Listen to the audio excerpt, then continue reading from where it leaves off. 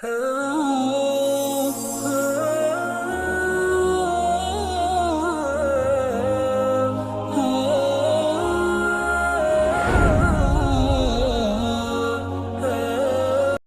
படைத்தவர்களே, பணக்காரர்களே, அல்லாஹ் உங்களுக்கு பணத்தை தந்தது ஆடம்பரமா வாழ்வதற்கு அல்ல, பெருமைக்கு அல்ல, ஊரு குலகத்துக்கு காட்டுறதுக்கு அல்ல. அல்லாஹ் உங்களுக்கு வசதி வாய்ப்பை சோதனையுடைய அடிப்படையில் தந்திருக்கிறார். எனவே உங்களோட தேவைகளை பூர்த்தி செய்து கொண்டு மேலதிகமான பணங்களை தேடி தேடி தகுதியானவங்களுக்கு ஒப்படைங்க. குறிப்பாக இந்த கொழும்பு பகுதியில் மக்கள் ரொம்ப கஷ்டப்படுறாங்க. எல்லாரும் நினைக்கிறது கொழும்புல உள்ளவங்க எல்லாம் நல்லா வசதியா இருக்கிறாங்க.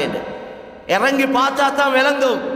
ஒவ்வொரு பகுதிகளுக்கு போயிட்டு விசேஷமா பார்த்தா குறிப்பிட்ட மக்கள் வாழக்கூடிய சில பகுதிகள் மாஷா அல்லாஹ் அவங்க நல்ல நிலைமையில இருக்கிறாங்க. அல்லாஹ் அவங்க எல்லாரையும் நல்ல நிலைமையிலே கடைசி வரைக்கும் வைக்கணும் எங்களோட துவா இருக்கு. ஆனா பெரியோரு கூட்டம் கஷ்டப்படுறாங்க. கஷ்டத்துக்காக ஜினாக்கு போறாங்க. ஓப்பனா சொல்றேன். அதனால ஜக்காத்தையும் முறையா கொடுங்க. பள்ளிவாசல் மூலமா கொடுக்க பாருங்க. தேடி பார்த்து தகுதியானவங்களோட கையில் ஒப்படைங்க. சும்மா 2000 5000 10,000 கொடுத்து மிஸ்கீன்கள் கூட போறாங்களே ஒழிய ஜக்காத்துடைய கடமை நிறைவேறாது. தொழில் வாய்ப்புக்கு வழியை காட்டுங்க. சம்பாரிச்சு சாப்பிட்றதுக்கு வழியை காட்டுங்க. உண்மையிலே ஒவ்வொருத்தருக்கும் ஒவ்வொரு பள்ளிவாசலால யோசிச்சா நிறைய வேலை செய்யணும். வெறும் பில்டிங்கை கட்டி போட்டு வேலை இல்லை. கட்டடங்களை 3 தட்டு 5 தட்டு 10 தட்டு கட்டி வேலை இல்லை. இதால ஊர் மக்களுக்கு அங்க பெருசா ஒன்று நடக்க போறது இல்லை. வேலையை பாருங்க. ஊர்ல என்ன வேலை செய்ய இருக்கு, மக்களுக்கு மத்தியில் எவ்வளவு வேலை செய்ய வேண்டியிருக்கு. வாலிபர்கள், பெண்கள், படித்தவர்கள், பாமர மக்கள் நல்ல திறமையான சமுதாயத்தில் இருக்கிறாங்க. ஆனா அவங்கள்ட்ட வசதி வாய்ப்பு இல்லாததுனால கஷ்டப்படுறாங்க. அதனால கண்ணியமான சகோதரர்களே, அல்லாஹ்வின் நல்லடியார்களே, பெரியவர்களே, அந்த அடிப்படையில் ட்ரஸ்டி போர்டுடைய நிறைய பொறுப்புகள் இருக்கு. சண்டை பிடிக்கிறதுக்கு இடம் இல்லை. மஸ்ஜித் மஸ்ஜித் என்றது உள்ளங்களை ஒன்று சேர்க்கிற இடம். மஸ்ஜித் என்றது உள்ளத்தை ஒன்று சேர்க்கிற இடம் தான் மஸ்ஜித். அதனால தான் இஸ்லாம் இமாம் ஜமாத்தோட தொழுறத்தை வாஜிபாக்கி ஆண்களுக்கு. வாங்க சொல்லப்பட்ட எல்லா ஆண்களும் வாங்க பள்ளி வாசலுக்கு. பெண்கள் வீட்டில் தொழுங்க. வந்து தொழக்கூடிய நேரத்தில் தோளோட தோலை சேர்த்து காலோட காலை சேர்த்து இடவழி இல்லாம ஷைத்தானுக்கு இடம் கொடுக்காம நீங்க நெருங்கி இருந்து ஒட்டி இருந்து தொழுகை நிறைவேற்று. ரசூலா சொன்னாங்க, சஃப்புகள்ல கோணல் ஏற்பட்டால் உங்களோட உள்ளங்கள்ல கோணல் உண்டாகும். லதுஸவ்வுன் ஸுஃபூஃப் அவ் லா யுகாலிஃபன் அல்லாஹு பைன குலூபிக்கும். நீங்க சஃப்புகளை கோணலா நின்றா உங்களோட உள்ளங்களை கோணலாக்குவான் என்று நபி ஸல்லல்லாஹு அலைஹி வஸல்லம் சொன்னார். ஜும்மாவை என்னத்தில் கடமையாக்கி இருக்கி? கிழமைக்கு ஒரு நாள் ஊர் மக்கள் ஒன்று சேரணும், கிராமத்து மக்கள் ஒன்று சேரணும். தொழுகையை நிறைவேற்றி நல்ல ஒரு புத்திமதியை கேட்டு ஒருவரோட சலாம் சொல்லி முசாஃபா செஞ்சு சிரிச்சு கழிச்சிட்டு போகணும். உள்ளத்துடைய ஒற்றுமையை பாதுகாக்கத்தான் மஸ்ஜிதுகள் அமைக்கப்பட வேண்டும். இது அல்லாஹ் மன்னிக்கணும். மஸ்ஜித் எல்லாம் சின்னதா இருக்கக்குள்ள ஆள் இல்லை, பிரச்சனையே இல்லை, சண்டை இல்லை. எப்ப பள்ளிவாசலுக்கு இடங்கள் எடுத்து அதை நல்லா கட்டி அது ஒரு நல்ல நிலைமைக்கு வர ஆரம்பிக்குதோ கவலையான விஷயம்.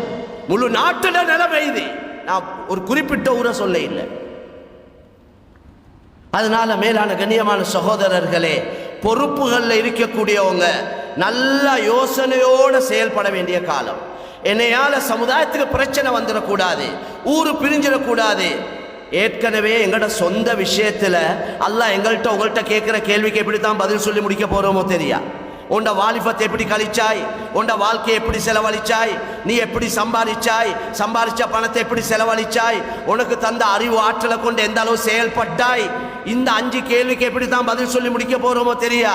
எங்களோட மனைவி, எங்களோட மக்கள், எங்களோட ஏனைய பொறுப்புகள், உனக்கு கீழே வேலை செஞ்சவனோட எப்படி நடந்து கொண்டாய், தொழிலாளி நீ முதலாளியோட எப்படி நடந்து கொண்டாய், இதெல்லாம் கேள்வியும் இருக்கு. இதுவளுக்கு எப்படி பதில் சொல்லி முடிக்க போறோமோ தெரியாது. போதாதத்துக்கு இன்னும் பொறுப்புகளை கேட்டெடுத்து தலையில வாரி போட்டுக்கொண்டு அந்த பொறுப்புகளை சரியா நிறைவேற்ற இல்லைண்டா எவ்வளவு பெரிய அநியாயம், சமுதாயத்துக்கு செய்யக்கூடிய அநியாயம். எத்தனையோ பேருக்கு ட்ரஸ்டி போர்டுக்கு மீட்டிங்க்கு வர டைம் இல்லை. பொறுப்பெடுக்க தயார் இல்லை, நேரம் கொடுக்க தயார் இல்லை. ஒவ்வொரு மஹல்லால எவ்வளவு பெரிய வேலை திட்டம் ஒன்று இருக்கு செய்யறதுக்கு.